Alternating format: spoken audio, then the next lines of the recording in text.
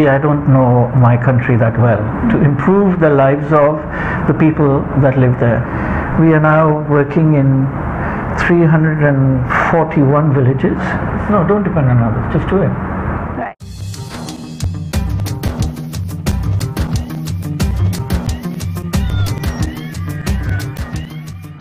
Hello and welcome once again to Paksitani Profile. Our guest for today is an architect by profession and has done immense amount of work for about 30 years in this particular field.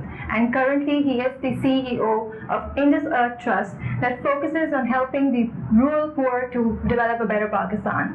Let's come and talk in detail. Assalamualaikum, sir. Malum. How are you? I'm fine. So Shahid, 40 years of experience in work. How has the journey been till now? Oh gosh. I was trained as an environmental architect, and not many people have heard about that. Yeah. So my interest in architecture is based not only in the internal environment that buildings provide, the built environment, but the external environment, which is also to do with the space around the building and outside in a city or whether it's in a rural area. So it's to do with the entire environmental appreciation of people and how they interact within that environmental situation.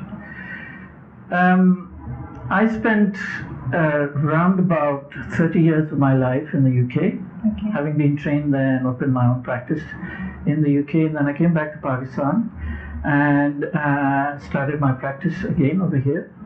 But in the year 2000, I decided one day that really I don't know my country that well. So I got into a car and just started to drive around. And by driving around, I realized that the situation in the rural areas of Sindh and Balochistan, that's the two areas that we work in, was really in need of a tremendous amount of input to improve the lives of the people that live there. And so we started our NGO, and mashallah, from that time to now, we have progressed to a point where we are now working in 341 villages, and we concentrate on 5 aspects of that. But my architecture work, my great interest in architecture has been restoration.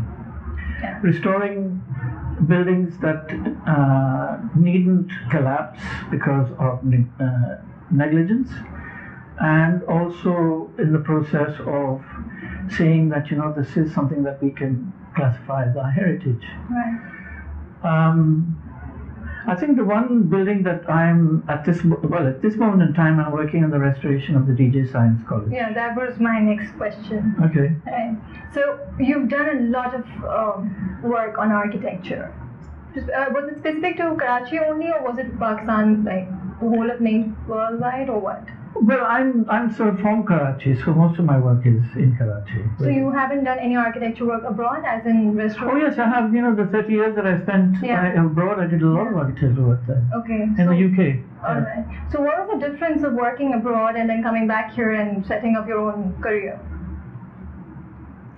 I think the biggest difference is that in Europe, if you're hired as an architect, people actually understand what that means. Unfortunately, in Pakistan, everybody is an architect. And therefore, the purpose of employing an architect somewhat is diminished, because, you know, they say that, well, you know, I've seen this magazine and I like to build a house in this particular way. Well, the training of an architect is to think of original ideas. Yeah. And it's not something to copy. So if you want to copy something, then you do need to hire an architect. Well, in Europe, if you're hired, you're given the full, you know, that's your job. It's like going to a doctor and saying, well, doctor, you know, this is my problem. What do you suggest? And the doctor then gives you his advice, and then you take that advice, or you don't take that advice. That's the major difference between working in Europe and working over here. Is a question of, and I think a lot of people don't understand what the job of an architect really is. They are beginning to understand that now. When I first came here, which was not nearly 20 years ago, they are beginning to understand that now. That this is the, original ideas come from the. It's not just restricted to building something, but a whole lot behind it. Yeah, exactly. So what has been the major work that you've done in your career as an architect? Well, let me put it this way, the one that I've enjoyed the most, and that was the relocation of the Nasarbanji building from Kharadar to where it is now stands at the Indus Valley School. And that project took about 3 years. But that's the one that I've enjoyed the most doing, because really I got involved with people who had never ever done this type of work before. Let me give you a little of the history. Shahid Abdullah of Arshad Shahid Abdullah's office had actually located this building because he was involved in the setting up of the Indus Valley. He's one of the founders of the Indus Valley School. And what he discovered was that this building was going to be demolished and the stone was going to be used for making roads. So he and the other founders got together and they made a decision about purchasing this building so that they could move it from where it was to here, because it fits within the requirements of the studio and things of that nature. And then they got in touch with me and they said, "Are you interested in doing this?" I said, "Of course I am, very interested." And we actually then worked out a way of the demolition process. Now you have to remember, we weren't using any heavy machinery, or it was all done by hand. And out of the 53,000 stones, only 50 were damaged. Actually goes to show how carefully the contractor, once he realized what he was doing, he said, "You're preserving a heritage of ours." And he was really involved in this program. It was fantastic. And then we moved the stone, we labeled every stone, we moved it from there, we labeled it over here, and then slowly built it up. I really enjoyed that. That was, I think, one of my... So it's like a whole team, and of course, a whole lot of planning and of course, a lot of support. Of course. Okay. Yeah. So, Shahid, who has been your inspiration? What inspires you to do what you are doing right now? Or what you have done in the past? My architectural inspiration, I suppose, goes back to my college days, when I was inspired by maybe 3-4 European architects. And I think most of my inspiration when I came back is to do with the subcontinental architects, from Sri Lanka, Bangladesh, India, and a few from Pakistan. But it's very difficult to say where inspiration comes from.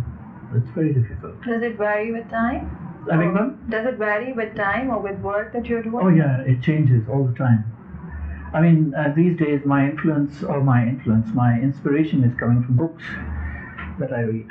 And inspiration also comes from, there's so many sources. It's really difficult to say where it comes from. Okay. It really is. Yeah. Alright. So Shahid, what's your ultimate goal in life? And has it been achieved, or you're still struggling to achieve it?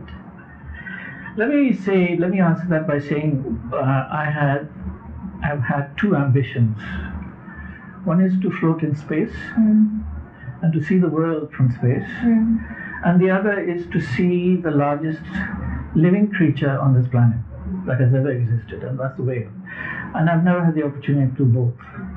Now, I might get the opportunity to see a whale, but I doubt if I'll be able to float in space. But you'll still try for No, but that's my ambition. That's one of my dreams. So okay. These are the 2 things that I would like to do. And talking about your career?